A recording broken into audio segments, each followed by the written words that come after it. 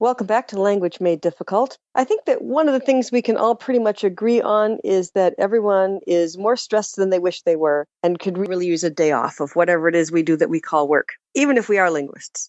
If one wishes to get any kind of per diem or payment from one's job to attend the festivities as part of, say, your professional growth, it might be worthwhile if the holidays that you attended or the days that you took off work to go wherever you're going to go are linguistically oriented in some kind of way. So I propose that we need more linguistic holidays. This is not a new idea. There are linguistics holidays or language-related holidays. My favorite of the already existing category is Hangul Day, which, as you probably know, is celebrated in Korea.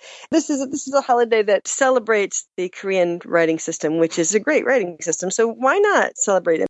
So I propose that we invent for ourselves, in hopes that they'll catch on, a series of linguistic holidays. And I might start you off with an example. So because of the law of conservation of calendrical events, we want to just repurpose some days that are already on the book, so it doesn't really gain us a new holiday, but it gives us a reason to take the day off. So I propose that we repurpose, for starters, Arbor Day, because who needs Arbor Day, as a day for the syntactic trees instead of those other ones. See, so this is in the last Friday of April when we do Arbor Day. But because we're talking about syntactic trees, we can't have Syntactic Trees Day as, I don't know, what would it be according to the astrological signs of Taurus or something like that? It needs to be a Gemini because of all the binary splits, right? So we need to move it. So we're going to move it to the last Friday in May, which I think is a good idea because it makes your Memorial Day longer. Okay, so now comes the important part. How do you observe Syntactic Trees Day? And I think this is a good place to start because you don't need to do anything in particular to celebrate Syntactic Trees Day. And you can, in fact, do anything you want to celebrate Syntactic Trees Day because that's all just performance anyway, so it doesn't matter. Good plan. Yeah, I think it's a really good plan. And I'm going to begin to take Syntactic Trees Day off to make my Memorial Day weekend longer. Excellent. What other days can I have off, fellow Ling nerds? What do you have? I'd like to jump in, particularly because your Syntactic Trees Day is in May. So there's a really well-known article called Dates in the Month of May that are of interest to linguists by James D. Macaulay, which was originally in Lingua Franca in 1978. And two of the important holidays there are May 13th is Vowel Day, a holiday in the Kabardian Autonomous Region where the ceremonial vowel is pronounced by all Kabardians as a symbol of brotherhood with all speakers of human languages. That's beautiful. Mm-hmm. It is. It's truly selfless. And May 19th is Diphthong Day in Australia. So we should definitely celebrate those. Yay, yes. Those are important ones that are already on the calendar. That's right. Mm-hmm. So it seems like May is a good month to be a linguist. Yeah, there are a plethora of reasons why May is a good month to be a linguist. It really Other is. ones? Well, I have a couple that I think would be a pair of holidays that we should celebrate. I can't propose a date for one of them, but I think that for English speakers, we should have Germanic Day and Romance Day. And and Romance Day, that needs to be on October 14th, because that was the date of the Battle of Hastings, in which the Anglo-Saxon king was ignominiously defeated by the Norman conquest, William II of Normandy. And so that's what we owe all of our Romance borrowings to, more or less. But what day we celebrate Germanic Day, I don't know. I guess we could do it on October 13th, the day before, because we have a Germanic base in English. And the way we'll celebrate these is on Germanic Day, we will, just for example, we will kill and eat cows. But the next day on Romance Day, we will execute and consume beef. And on Germanic Day, we will speak words, while on Romance Day, we will pronounce vocabulary. And then in the evening of Germanic Day, we will light fireworks, but on Romance Day, we will ignite flammable devices. That's awesome. Okay, I'm ready. I'm signed up for those. I think those will be lots of fun. Related to specgram and satirical linguistics, I'm fond of Rasmusmus, the arguably grammatical feast of Rasmus Rask, who is, of course, the patron saint of specgram and satirical linguistics. And it should be celebrated on his birthday, which is the 22nd of November. I've also heard that it has been called Raskmas by certain heathen heretics. Which would be Bill. because that's its name. When I was growing up and we were celebrating the holiday the way it's supposed to be celebrated, with the prune danishes and the oatmeal cakes, that's what it was called. So speaking of figures in satirical and otherwise linguistics, I also propose that we celebrate Jeff Pullum Day, which must be celebrated on the very first snow or sleet or hail or frost or whiteout or nor'easter or blizzard or occurrence of any kind of atmospheric water vapor frozen that falls into little ice crystals and pretty white flakes in your particular area. Ah, interesting. And we are going to observe this day by failing to look up original sources and acknowledging that the truth doesn't stand a snowball's chance.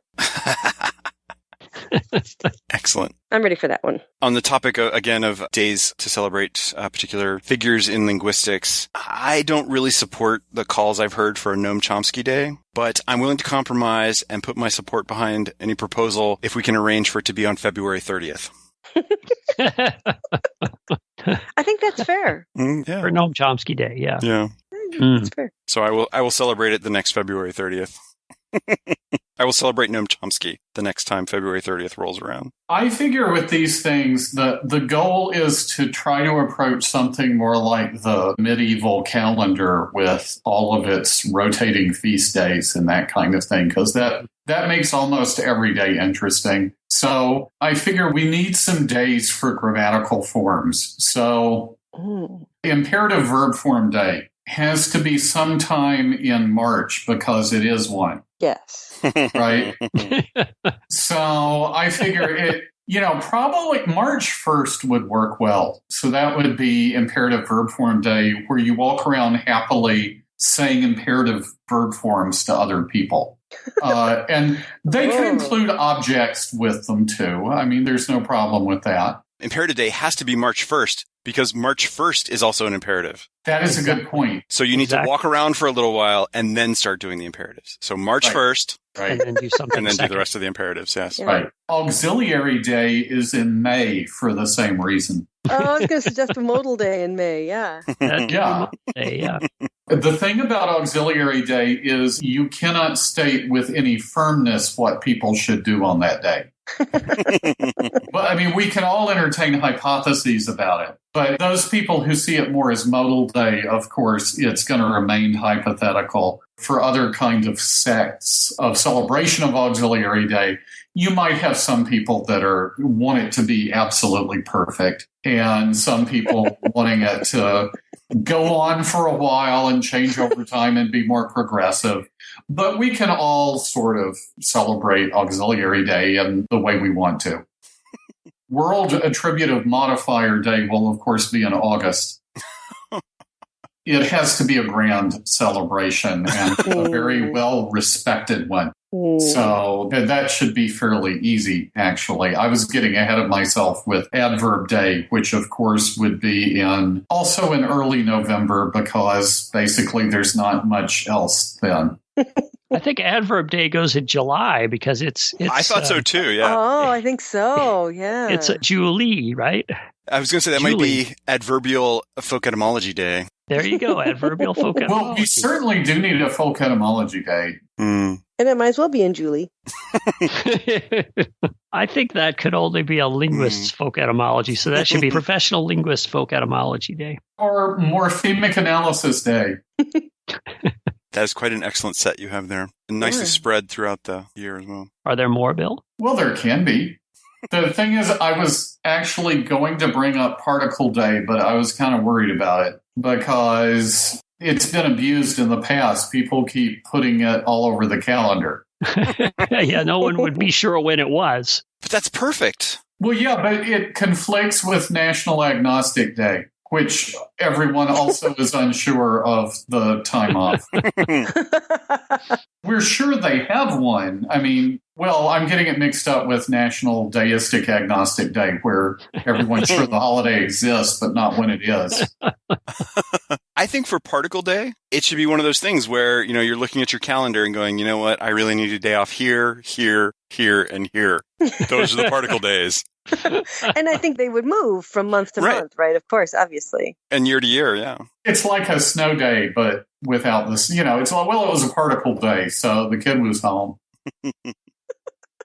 All right, I have another series of related holidays. There's Moody Gras, which is when linguists must give in to the party imperative, which is followed by Ash Wednesday, the first day of Lenition, during which linguistics atone by doing phonology problems for 40 days. And this all culminates in Easterisk, which celebrates the resurrection of proto-languages from the dead.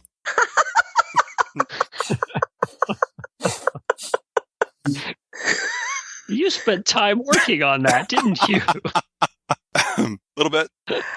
Can the day before Easterisk be Wackernagel Eve? Sure.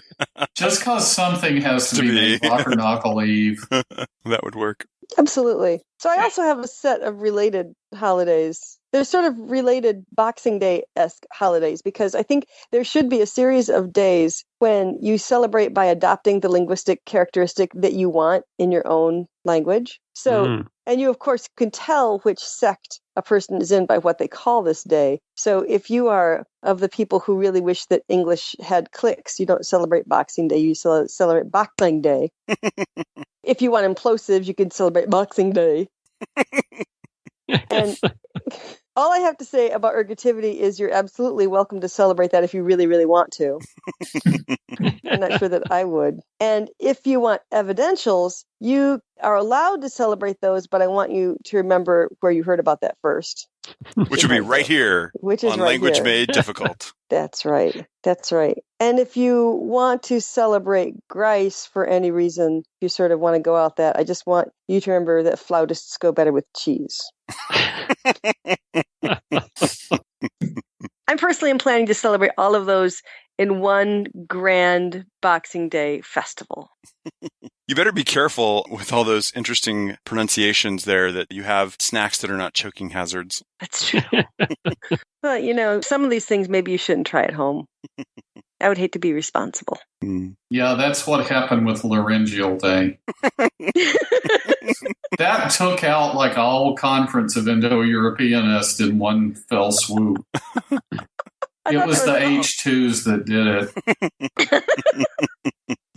Well, they shouldn't have tried to celebrate that right after Gallstop Day. Oh, yeah, they'd be sore and tired. I don't think you've totally exhausted the Boxing Day possibilities yet. So we could celebrate metathesis on Bosking Day.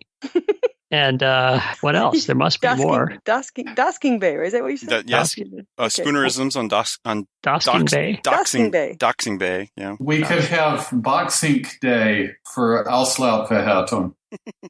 Yeah, I think we could just go on and on. Did you do breathy consonant day on Boxing Day? Boxing Day. Yeah. Oh, I don't know. I mean, if you do that, you've got to move that away from Gallstop Day and Laryngeal Day because that could cause injury. Right. And you also have to be a little careful, though, because that sort of sounded like you were celebrating, I'm having a stroke day. Then there's Vasing Day for Lenition. I think we should have a whole festival of Lenition and just go, That's frequently the late hours of any festival day. I was going to say, that's Mardi Gras at 3 a.m., yeah. There is no reason that you can't have two of these holidays on the same day. I kind of want to spread them out. Yeah, that's the point. You don't have two on the same day. What's the point then? You can't stay at home twice in the same day. Oh, you can do that on iteration day, maybe, or on redundancy. Gemination Day. Gemination Day. That's what it is. Stay home twice the same day. Or Portmanteau Day, one or the other. Or Emphatic Day. I'm really staying home today. All right, so I've got one more, which I think this is not a cause that everyone's going to take up, but it's important to me, and I found Morpheme Independence Day. And what day, pray tell, would that be on? Oh, I didn't get that far. I didn't think anybody would support it, but, it's important to me. Ishmas. I also have one more that, again, I'm not sure that people would support, but maybe the bound morphemes might want to take up this particular one. I think that we should celebrate Benjamin Lee Whorf Day, and I think we could just put that on his birthday, April 24th. That's fine, whenever. But I think you should celebrate this on maybe any day when you've just had an emphatic day. And I think you should celebrate it by tossing lighted matches into various containers just to see what will happen.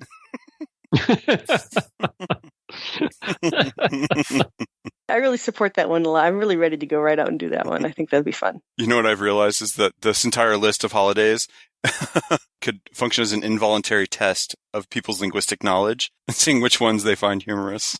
Yes. Oh, because then you could start with the self-defining phonological process. You could have like apocryphy. Exactly. That's where this is all leading. Yeah. Everything goes back to that, right? Yeah. But I kind of want to know how the test works, though, because it could work to indicate you have enough background knowledge to get it, or it could work by indicating you're the type of person who will think that's funny and therefore should be a linguist. Yeah. I think it would be a good interview question, right? Because you both get a sense of the person's sense of humor and their knowledge. So if they don't chuckle at anything, either they don't know anything or they're a complete stick in the mud and you didn't want to work with them anyway. Yeah. So you ask them, do you celebrate Assimilation Day on an annual or a biannual basis or a semi-annual basis? Hexiannual. Hexiannual. I'm trying to figure out what a sesquibiannual holiday is. I couldn't remember if that was this podcast or the one before, so I wasn't sure if I should try going for that word, whatever it was. Sesquibiannual. Yeah, I like that. That would be once a year, wouldn't it? That should be 3 years, shouldn't it? Sesquibiannual should be 3 years. Well, right, 1.5 of 2. So. 1.5 of 2. Yep. Yeah, it would be a hemibiannual if it was every year. Yeah. Sesquibiannual would be every 3 years, but only for smart people. I just like the idea of saying, we don't have an annual conference, we have a hemibiennial conference. Well, that's what some of these holidays should be, hemibiannual. The hemibiannual conference of obsessive-compulsive morphologists or something like that. All right. Are we done? I think we've got the calendar filled. Yep. Yeah. I mean, we didn't even include Talk Like a Pirate Day, which is actually my favorite one. And that's a real one. It's a real one. I celebrate it every year. It falls on my birthday. So I've always celebrated. Well, maybe you could close this segment out by just talking like a pirate. I have the hat and everything. You can't just do it on any day. You have to wait. Oh. Jeez. You have to wait and preserve it so it has meaning and preserve the ritual by doing it. Let me try. Day. Okay. Ahoy there. That's okay now. That'd be good. You can't just go willy-nilly talking like a pirate whenever one mustn't. Except on Modal Day. On Modal Day, one may do anything one can do. One could do that. One could, yeah. Hey, don't go appropriating my native dialect. I speak that way too. I learned Mike could in grad school in Southern Illinois. It doesn't count if you're studying it. Yeah. All right. I believe we have drifted off topic a little bit. So I'm going to wrap this up. So that's all the time we have for Language Made Difficult. Join us next time when we'll talk to a linguistic gardener and learn whether deverbatives can ever really be homoorganic. Wow. That was beautiful. Thank you.